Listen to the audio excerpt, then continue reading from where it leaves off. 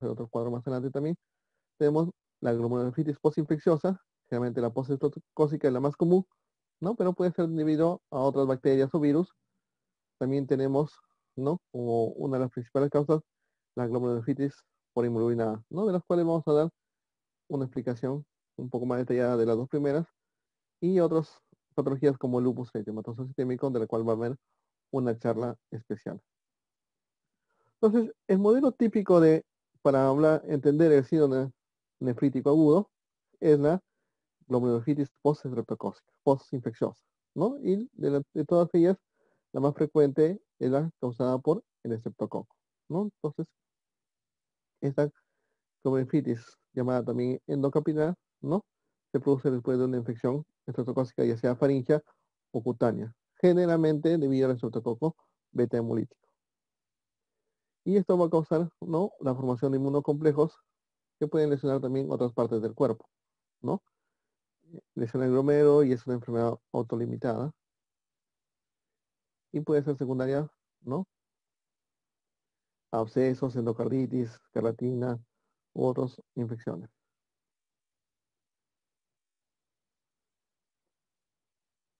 Muy bien, la fisiopatología del síndrome nefrítico, ¿no? Según este esquema, tenemos que se va a producir ¿no? Más adelante hay otro esquema, pero en resumen, hay un daño capilar que va a producir la hematuria y los cilindros, ¿no? De glóbulos rojos. Va a haber una pérdida de la carga aniónica, con aumento del diámetro también del poro de la membrana basal. Todo esto secundario a la inflamación aguda del glomérulo. Y esto va a conllevar a una alteración de la permeabilidad. Esta alteración de la permeabilidad es lo que ocasiona la proteinuria. La hipercelularidad del glomérulo va a producir la disminución de la tasa de filtración glomerular y la contracción del mensaje también va a producir la disminución de la tasa de filtración glomerular. Todo esto va a conllevar a la retención de agua y sodio con la consecuente oliguria, oxemia, la hipertensión y el edema. Entonces acá tenemos las características del síndrome nefrítico y por otro lado la fisiopatología, que es lo que ocasiona cada uno de ellos. Lo vamos a ver con mayor detalle cuando hablemos del síndrome nefrítico post-estreptocócico. También hay otros procesos inmunológicos que pueden causar lesión glomerular, ¿no? El síndrome nefrótico agudo, ¿no? Como tenemos inmunocomplejos contra antígenos intrínsecos del glomérulo, como la inmunina A, que va a dar un famoso síndrome llamado síndrome de Bergen-Henoch, o un anticuerpo contra la membrana basal glomerular, que va a dar el síndrome de Goodposter, ¿no? Otros inmunocomplejos contra antígenos extrínsecos que se van a depositar en el glomérulo, la vamos a ver, ¿no? Y en las bacterias, como la que vamos a mencionar, la glomerulonefritis postinfecciosa, y los anticuerpos contra el ADN del núcleo, ¿no? Que es la glomerulonefritis lúpica. Como voy a mencionar, va a haber una charla. Y otros, ¿no? Entonces, este es un pequeño resumen de las principales enfermedades renales que cursan con glomerulonefritis aguda. Tenemos la postestreptocócica, la nefropatía de hemoglobina, el síndrome de Gutt-Bostrom y una glomerulonefritis rápidamente progresiva idiopática, ¿no? Son una de las más frecuentes. Las dos primeras son las más frecuentes, ¿no? Algunas diferencias y semejanzas, ¿no? Por ejemplo, en la postestreptocócica va a estar aumentada, como vamos a ver más adelante, ¿no? Va a haber la presencia de anticuerpos anti-streptolicina O. En el 70% va a estar disminuida el C3 y el C4 normal, ¿no? En la anatomía microscópica va a haber una proliferación difusa, ¿no? Y el 96% se cura espontáneamente. Solamente un 5% puede ir a una glomerulonefritis, ¿no? De progresión lenta. En la, en la nefropatía de hemoglobina A está presente a un aumento de, obviamente, como su nombre lo dice, la hemoglobina A sérica. Y va a haber hemoglobina A en capilares cutáneos. En la anatomía microscópica va a haber una proliferación focal, no difusa como la anterior, y va a haber, ¿no? En la inmunofluorescencia depósitos de hemoglobina A. El pronóstico, progresión lenta en el 25 a 50%. En el síndrome de Gauss-Foster hay anticuerpos, ¿no? Antimembrana basal glomerular, ¿no? La proliferación puede ser focal o puede irse a difusas, pero generalmente es en semilunas, ¿no? Y el 75% se estabiliza o mejora si se llega a tratar prontamente.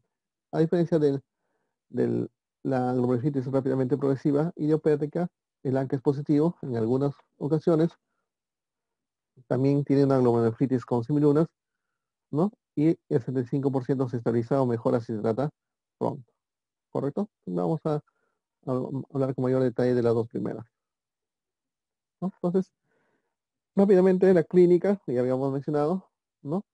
El síndrome nefrítico comienza con edemas, que pueden ser leves en los malleolos o en tejidos laxos como los párpados.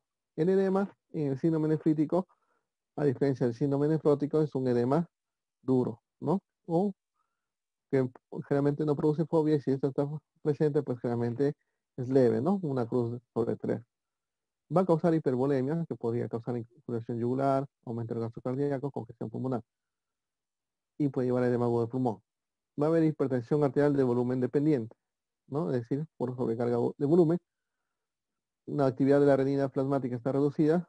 En algunos casos puede llevar a encefalopatía hipertensiva y lo que sí hay, ¿no? Y puede haber, es uno de los, ¿no? Es la oliguria con orina de color rojizo y una hematuria macroscópica en el 30% de los casos.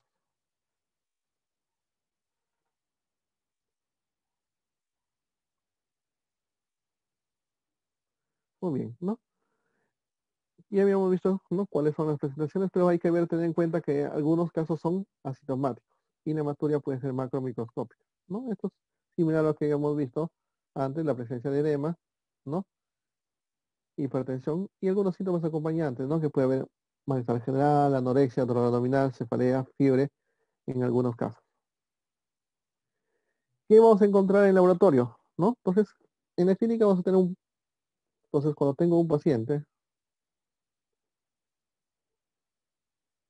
disculpe, cuando tengo un paciente que viene porque tiene edemas, ¿no? Va a venir el paciente que tiene edemas y probablemente también me reporte que tiene una orina espumosa, ¿correcto? Entonces, yo debo hacer la distinción entre el síndrome nefrítico y el síndrome nefrótico, ¿no? Entonces, en el examen de orina va a haber hematuria, microscópica o macroscópica, ¿no? Microscópica cuando hay mayor de 5 eritrocitos por campo, en una orina fresca no centrifugada. El 25-33% más o menos ahí lo que es la hematuria macroscópica, que puede dar un color, una orina de color té, ¿no? O que generalmente bebidas como la Coca-Cola, ¿no? Como Coca-Cola, Pepsi-Cola, ¿no? Como ven acá, esa imagen, ¿no? Casi negruzca. O como té cargado, podría ser. La microscopia generalmente da en el 90% de los casos y puede persistir incluso hasta un año, hematuria microscópica. Un 8% no se comenta hematuria, ¿no? Entonces, no, la hematuria es frecuente, pero puede no existir en un porcentaje. Bajo sí, pero puede persistir. Y la proteinuria, ¿no? La proteinuria es, no está en rango nefrótico, ¿no? Ya se hablaba el día de ayer que el rango nefrótico se habla cuando la proteinuria es mayor de 3,5 miligramos en 24 horas. Entonces, en este caso, es menor.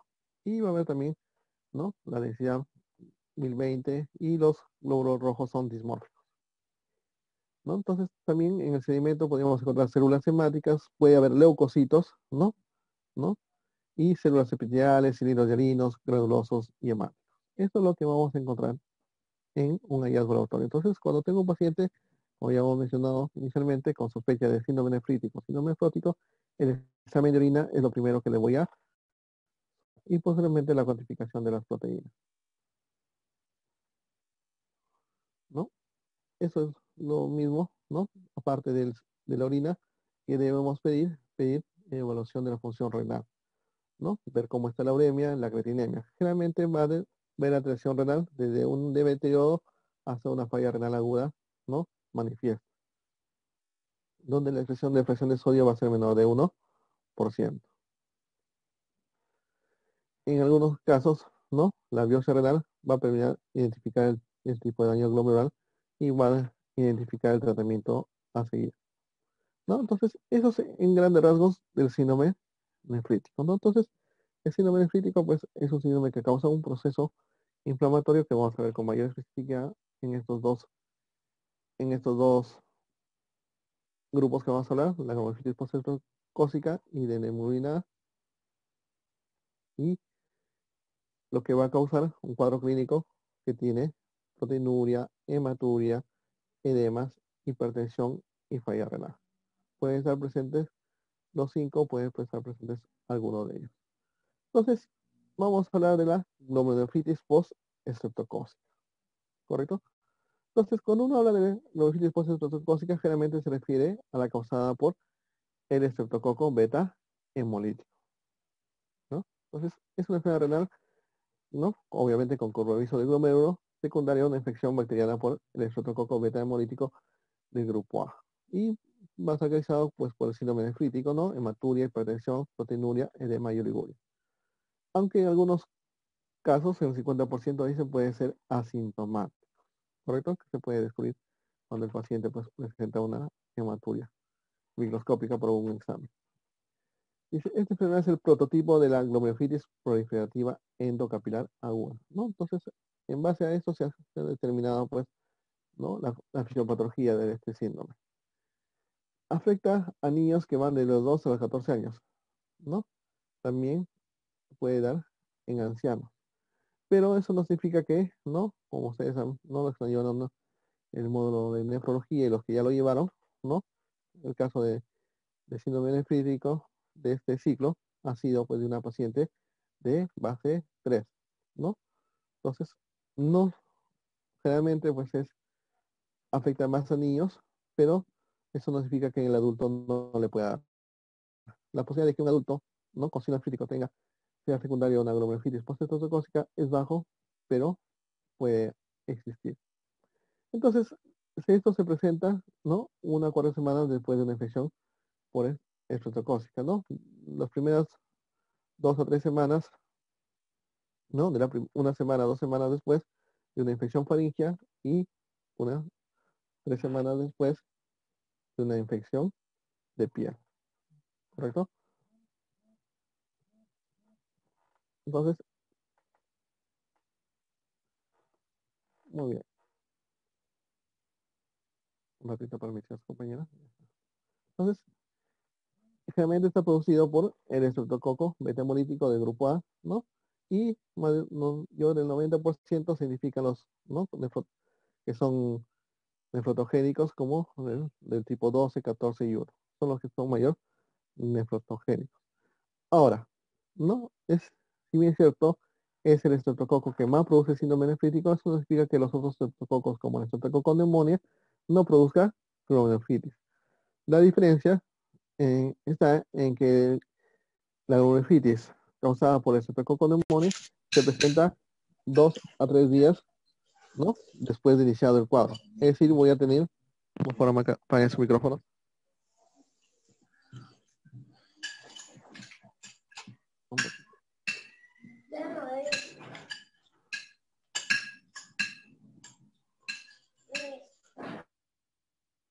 Entonces ¿no? Voy a tener un paciente con infección neumocócica junto con una glomerulitis estreptocócica, ¿correcto? Un síndrome nefrítico. Entonces, aparece al segundo o tercer día. En cambio, acá no, por eso se llama post-estreptocócica. Aparece 2 o 3 semanas después.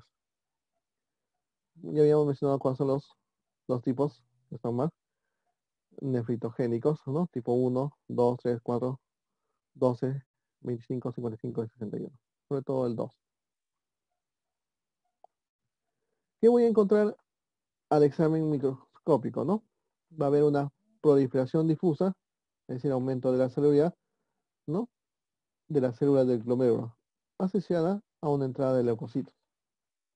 Y se deben a complejos inmunitarios depositados en la membrana basal glomerular. Miren, en este lado tenemos un glomérulo normal, ¿correcto?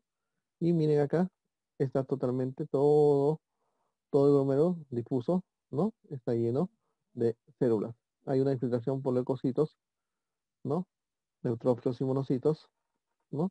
Y en casos graves puede haber formación de semiluras, ¿no? Pero generalmente hay una hipercelularidad glomerular compuesta por infiltrados de neutrófilos y monocitos, ¿no? Miren, lo normal, y acá está todo el glomérulo lleno de infiltrados. Entonces, ya habíamos mencionado rápidamente cómo era la fisiopatología del síndrome nefrítico. Y acá lo vemos, ¿no? Un poco más de detalle, ¿no? En relación al, a la glomerulitis postestreptocócica. Como se mencionó inicialmente, en relación al síndrome nefrítico, pues la fisiopatología y todo lo que se ha estudiado, pues se ha estudiado en base a la glomerulitis postestreptocócica. Se toma como modelo. Entonces, ¿qué pasa? ¿No? Se produce una infección, ¿no? Por ejemplo, una parengomeningitis o una infección cutánea, ¿no? Causada por el estreptococo beta hemolítico. Este se comporta como un antígeno, va a haber la producción de anticuerpos y esta relación antígeno-anticuerpo va a producir la formación de inmunocomplejos circundantes. Estos anticuerpos, ¿no? Son detectados, ¿no? Como el aumento de ALDO, ¿no? El aumento de antihyaluronidasa y antidexoxirribonucleasa, ¿no? Que se puede detectar. Entonces, una vez que se forman los complejos circulantes, ¿no? Los inmunocomplejos circulantes, va a producir la activación del complemento, lo que conlleva a la disminución del complejo C3 en el plasma, pero el C4 se mantiene normal. También va a producir los depósitos en capilares del glomérulo y esto va a producir la hematuria y la proteinuria. Estos depósitos en los capilares glomerulares va a producir una disminución de la filtración glomerular, lo que conlleva a la oliguria y obviamente en el examen laboratorio va a encontrar una urea plasmática aumentada, al igual que la creatinina. Esta disminución de la filtración glomerular me conlleva una disminución de la excreción urinaria de sodio y voy a encontrar una disminución, ¿no? De la excreción fraccionada de sodio menor de 1%. Esta disminución de la excreción urinaria de sodio va a conllevar a una expansión del espacio extracelular, lo que va a conllevar al edema, la sobrecarga del volumen y la hipertensión arterial. Y si puedo dosarlo, voy a encontrar renina plasmática disminuida y disminución de la aldosterona plasmática. ¿Correcto? Entonces, esa es la fisiopatología. Y similar es producida pues por otras infecciones que van a producir siempre la activación antígeno-anticuerpo, como el lupus también. ¿Correcto? Que ya lo van a ver en la nefropatía lúpica. La clínica ya la hemos mencionado, unas 2 semanas después de la infección, ¿no? Va a haber, ¿no? Generalmente en un niño, ¿no? Fiebre, náuseas, oliguria, hematuria, ¿no? Cilindros hemáticos en orina, una proteína leve. Generalmente se refiere que puede ser menos de 1 gramo, pero hasta menos de 3,5 se podría soltar. Un edema periovitario, hipertensión que puede ser leve moderada, ¿no? Y se dice que el 95% se puede recuperar con un tratamiento conservador. Y algo menos de 1% pues no mejoran y presentan oliguria más intensa. En algunos casos ya habíamos mencionado que puede ser asintomática. En los adultos, no, también se puede dar, pero no puede dar un caso de inicio atípico con presión elevada, edemas y elevación de la fracción del BUN. El diagnóstico siempre, no, sospecha clínica tras una infección faringoamigdalar o impético estreptocócico, ¿no? Acá tenemos una faringitis aguda, ¿no? Característica por las placas purulentas y un impético. El 40-50% de los casos van a presentar síndrome nefrítico completo, es decir, con la presentación de todos los componentes. Los síntomas iniciales generalmente van a ser edema periorbitario, pretibial, ¿no? Y exotal también, con hematuria macroscópica en algunos casos con color rojizo oscuro. Va a haber oliguria en algunos casos, habíamos visto que no todos, y otros síntomas que habíamos mencionado, dolor abdominal, astenia, anorexia y en algunas ocasiones fiebre. La presión se va a elevar en más del 50% de los casos y incluso podría haber vómitos, convulsiones o estado confusional que puede llevar a ser consecuencia de una elevación grave de la presión arterial como la encefalopatía. ¿Qué voy a encontrar en laboratorio? ¿No? Primero, ver la función renal, ¿no? Se va a encontrar elevación de la creatinina, el nitrógeno ureico, el potasio obviamente por la falla renal y podría haber una acidosis metabólica. va a estar medido el calcio y la albúmina, pero no en relación a como una hiporbuinemia causada por síndrome nefrótico. En el examen de orina, ¿no? Va a haber hematuria, ya habíamos mencionado, cilindros dialinos, granulosos, hemáticos, y la proteína de 24 horas, generalmente una proteína de rango nefrítico. En niños se considera menos de 40 miligramos por metro cuadrado por hora. En adultos, el rango nefrótico se considera mayor de 40 miligramos por metro cuadrado por hora. Y eso es un área bastante disminuido. Entonces, ¿cómo hacemos la confirmación de que estamos frente a una glomerulonefritis aguda post-estreptocócica? Tenemos, ¿no? Si es posible, aislar, ¿no? Al microorganismo, por ejemplo, el Streptococcus hemolítico del grupo A en faringe con piel, ¿no? Eso a veces es raro, como hemos mencionado, pues es post, es decir, ya pasó. Algo que todavía hay algunas lesiones en piel. Lo que sí nos va a ayudar es demostrar la elevación transitoria, ¿no? De anticuerpos anti-estrolicina O, ¿no? Y a veces el significativo puede ser negativo, ¿no? Porque el antígeno liposoluble puede quedar atrapado en la piel, ¿no? Dado que es un antígeno liposoluble. Pero generalmente se encuentra elevado. También se puede demostrar la elevación, ¿no? Del la anti-desorribonucleasa del tipo B, que generalmente es más frecuente en foco cutáneo. O la elevación de la antihialuronasa o la estreptolicina. La estreptocinasa, perdón. ¿Correcto? Entonces, y también, como habíamos mencionado, la caída del completo C3, del complemento C3 y un C4 normal. Entonces, todo en su conjunto nos orienta que está hoy frente a una glomerulonefritis post-estreptocócica.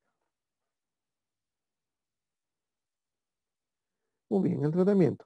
El tratamiento, bueno, evita dar una dieta normoproteica, baja en sodio. Generalmente una medida de reposo, depende de la gravedad. Diuréticos, ¿no? En niños, 2 miligramos por kilo por día, ¿no? En adultos, ¿no? 40 miligramos por día. Hay que manejar, ¿no? La presión arterial, generalmente con IECAS o arados, ¿no? En adultos y niños con cuidado, ¿no? Siempre dosis por kilo de peso. Recuerden que los IECAS van no solamente a manejar la presión arterial, ¿no? Igual que los arados, también van a disminuir la proteinuria, ¿no? Entonces se ha visto que los IECA y arados disminuyen la proteinuria aún en pacientes normotensos, así que son de gran ayuda. En cuanto a la cobertura antibiótica, ¿no? Va a depender, ¿no? Si sospechamos aún que haya una infección activa, ¿no? ¿Cómo podemos sospecharla, no? De repente con una C reactiva elevada con una procalcitonina elevada, ¿correcto? ¿Y qué antibiótico usamos? Pues ya sabemos que el estreptococcus hemolítico es susceptible a la penicilina, ¿no? Se puede dar penicilina, 1.200.000 dosis únicas en adultos, o se podría dar clindamicina para pacientes alérgicos.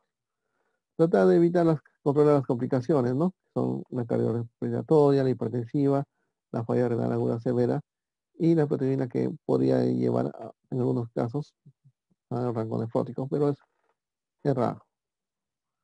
Muy bien, la otra neuropatía, ¿no? Que se ve generalmente en adultos es la nefropatía por inmunoglobulina A, ¿correcto? ¿No? Entonces acá tenemos dos entidades, ¿no? Entonces, esta es una glomerulopatía primaria más frecuente, pero que puede tener diferencias geográficas, es decir, de acuerdo a la zona, ¿no? Es una enfermedad heterogénea y se caracteriza por la presencia de depósitos mesanquiales de inmunoglobulina A, ¿correcto? Entonces, tenemos en este lado, ¿no? Que la primera causa en adultos, la enfermedad renal biopsiada, ¿no? De las biopsias, es la más frecuente, ¿no? Es la segunda causa más frecuente de glomerulitis aguda, inmulinada, ¿no? Es una forma clásica, va a causar, ¿no? Como va a causar con hematuria episódica vinculada con depósitos de inmulinada en el mesangio. Puede haber una hematuria macroscópica asintomática, puede causar una hepatopatía crónica, ¿no? y algunas otras entidades, ¿no? Entonces, esta nefropatía de hemoglobina A, ¿no? Tiene digamos, dos entidades clínicas, la nefropatía mesangial y la glomerulofritis proliferativa mesangial. La nefropatía, a su vez, la nefropatía mesangial, ¿no? De hemoglobina A, ¿no? Se caracteriza por un hallazgo de hemoglobina A como depósito, ¿no? Puede tener dos entidades, ¿no? Puede ser primarias o secundarias. Las primarias generalmente puede ser, ¿no? Idiopática, secundaria, a la enfermedad de Bergel, que no tiene manifestaciones sistémicas, o una patología que sí tiene manifestaciones sistémicas como alteración pulmonar, como hemoptisis, la púrpura de Henoch-Schönn. Las causas secundarias tenemos las enfermedades autoinmunes como lupus, ¿no? La enfermedad de Reiter, la psoriasis, o unas enfermedades infecciosas como el VIH, tuberculosis, citomegalovirus, o neoplasias, incluso el mieloma y el linfoma no Hodgkin. ¿No? Todas esas patologías pueden dar una nefropatía por hemoglobina A. ¿Cómo se presenta en la clínica? Generalmente más frecuente en varones, en el 74% de casos, se da entre edades de 15 a 65 años, y en la anatomía patológica vamos a tener, ¿no? Que va a haber en la matriz mesangial, ¿no? Un aumento de la membrana glomerular y una hipercelular mesangial. Puede haber alteraciones urinarias asintomáticas, ¿no? Ya había mencionado que puede haber una hematuria, ¿no? Asintomática o generalmente una microhematuria asociada obviamente a proteinuria menor de un gramo. En algunos casos podría haber síndrome nefrótico, ¿no? Y raramente falla renal aguda. Por otro lado, la glomerulitis proliferativa mesangial, ¿no? Va a un aumento de la matriz mesangial, ¿no? También cursa con alteraciones urinarias asintomáticas. En este va a haber hipersoria mesangial con pared capilar normal, pero con depósitos de esos mesangiales. Y también hay falla renal aguda en forma rara, ¿no? La fisiopatología de estos cuadros, ¿no? Va a haber niveles séricos elevados de hemoglobina A1 y de inmunocomplejos de hemoglobina A. Todo comienza con un depósito, ¿no? En el mensajero de hemoglobina A polimérica, generalmente la subclase hemoglobina A1, y va a haber también depósitos de hemoglobina G y C3, y menos frecuente de C1. Y bueno, cuando está presente esa última, tiene mal pronóstico. Estos inmunocomplejos, GA, inmunina GA o inmunina GA con inmunina G, ¿no? Activan el complemento por la vía alterna, ¿no? Y como consecuencia va a haber depósitos de C3, C5, y depósitos generales están asociados también a lectina y a la fracción del complemento CD4. Esto va a producir, ¿no? Estos depósitos van a producir que hay un incremento de la migración de los macrófagos y, por lo tanto, la producción de citoquinas inflamatorias y de factores de crecimiento. Bueno, en relación a esta patología hay 4 elementos que determinan la severidad. Por ejemplo, la generación de complejos inmunocirculantes de hemoglobina A que favorecen los depósitos mesangiales, ¿no? La capacidad que tenga el sistema retículo endotelial para remover eficazmente los complejos inmunes patogénicos de la hemoglobina A o la hemoglobina A1 pobremente glicosilada, la afinidad de esas células mesangiales para acumular hemoglobina A1, está pobremente glicosilada, y la tendencia renal, ¿no? Que decir, al sufrir una falla, una incuria, responde con una glomerulosclerosis, o tal vez una fibrosis intersticial, ¿no? Más allá de si se resuelve o no el proceso inflamatorio. Entonces, la presencia de estos elementos pueden conllevar a una severidad. Entonces, miren, acá tenemos un glomérulo normal, ya hemos visto la glomerulonefritis postestreptocócica, pero acá tenemos una imagen diferente, ¿no? De la nefropatía por hemoglobina A. Tenemos los depósitos, ¿no? Es un paso positivo para depósitos de hemoglobina. Se forman los depósitos de hemoglobina A, ¿correcto? Se ve en esta imagen y acá un poco más agrandada, ¿correcto? Bueno, la presentación clínica, ya habíamos mencionado, pues, casi como un síndrome nefrítico, va a haber hematuria en el 40 al 50% de los casos es macroscópica, ¿no? Hay proteinuria en rango no nefrótico. En el 5% puede dar un síndrome nefrótico, ¿no? El síndrome nefrítico puro, en 8 a 10% de los casos, y falla renal aguda en poca cantidad, 8% de los casos. Es decir, no va a haber tanto daño renal en condición de falla renal aguda. Entonces, en cuanto al tratamiento, bueno, los factores predictores ya los habíamos mencionado, están en este cuadro, ¿no? Que tienen que ver con, ¿no? En relación a la clínica, la presión arterial sostenida, ¿no? Porque es un factor de riesgo. La micromaturia persistente también es factor de riesgo. Y el incremento de la expresión de podocitos. Y la función renal alterada también es un factor pronóstico. La presentación clínica, ya habíamos mencionado, hematuria macroscópica, ¿no? Con función renal normal. En el tratamiento no se recomienda un tratamiento específico. Ya cuando tengo proteinuria menos de 1 gramo, ¿no? Se da IECAS o ARA2, ¿no? Cualquiera de los dos, no la combinación, sino IECAS o ARA2. Y la proteína mayor de 1 gramo, aparte de los IECAS o ARA2, se recomienda agregar corticoides. Cuando la proteína, ¿no? Asociado a función, deterioro de la función renal, mayor de 30 mililitros por minuto, también se considera darle prednisona o asociado a ciclofosfamida o micofenolato. Cuando el paciente ya está en falla renal aguda, ¿no? Si estoy en necrosis tubular aguda, medida de soporte, ¿no? Como se ha mencionado, pues cuando se ha hecho falla renal aguda, ¿no? Ya cuando estamos en esta etapa, ¿no? Una falla renal aguda con presencia de hemoglobina A con semuninas, se puede dar uso de ciclofosfamida asociada a solumedrol, es un corticoide, y para el mantenimiento prednisona, ¿no? Y asociada a ciatropina. En algunos casos puede haber síndrome nefrótico cambios mínimos y se da prednisona. Y cuando la función renal es menos de 30 minutos, obviamente el tratamiento de soporte, que podría llegar en algunos casos a la terapia de reemplazo renal. Entonces, para terminar, ¿no? Los puntos importantes, ¿no? Entre diferencias entre el síndrome nefrótico, ¿no? Como por ejemplo el clásico síndrome nefrótico, el síndrome nefrótico de cambios mínimos, ¿no? Que van a ser la clase en la siguiente, y el síndrome nefrítico, como la glomerulonephritis, ¿no? Glomerulonephritis, ¿no? Secundaria por glomerulonephritis aguda postestreptocócica. En el síndrome nefrótico ya habíamos mencionado proteinuria más de 3,5. En el síndrome nefrítico es menor, generalmente menos de 2,5. Hematuria en el síndrome nefrítico va a haber en el síndrome nefrótico errar en niños, ¿no? Y en adultos sí puede haber.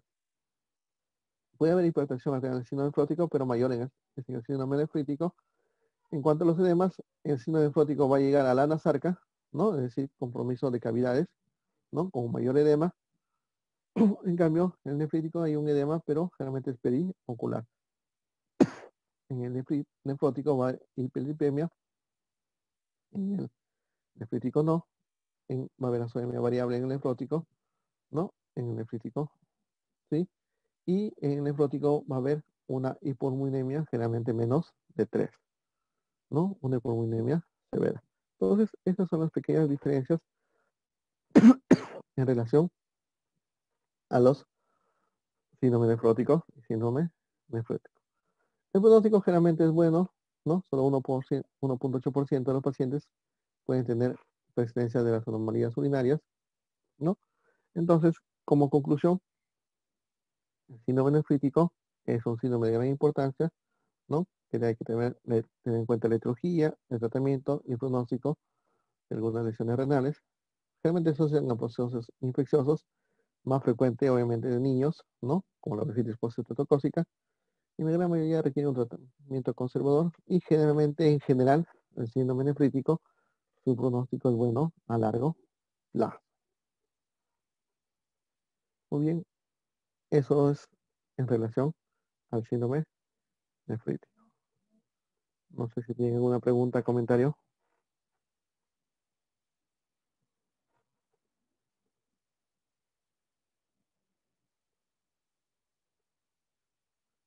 preguntas, comentarios en relación al síndrome nefrítico.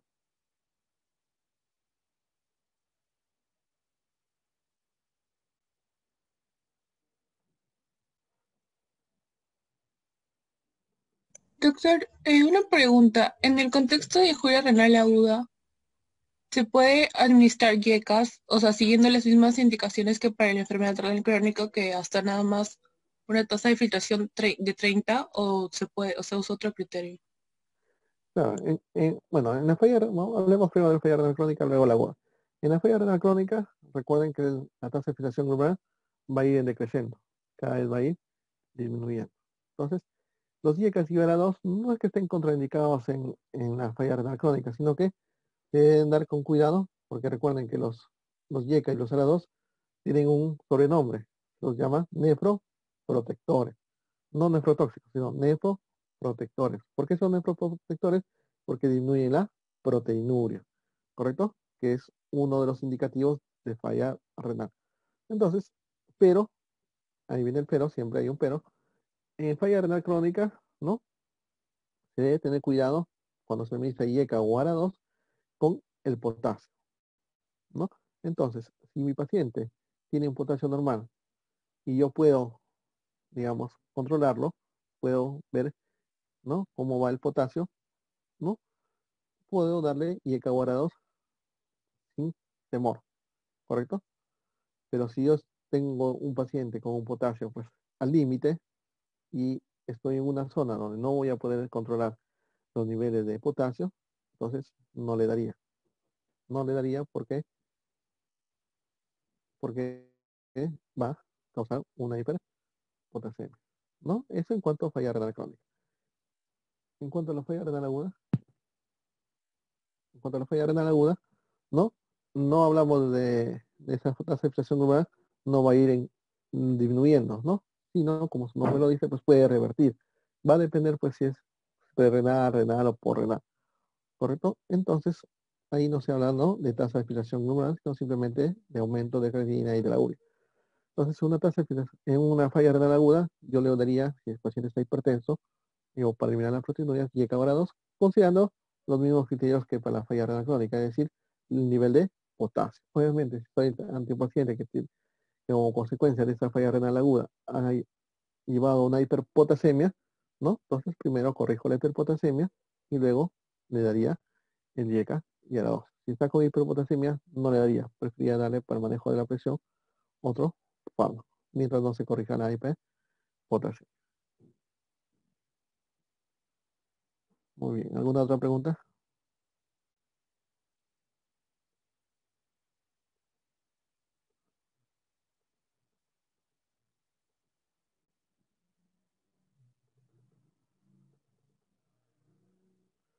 Muy bien. En caso no hay más preguntas, se agradece su participación y nos estamos viendo en alguna otra oportunidad. Gracias, doctor. Gracias, doctor.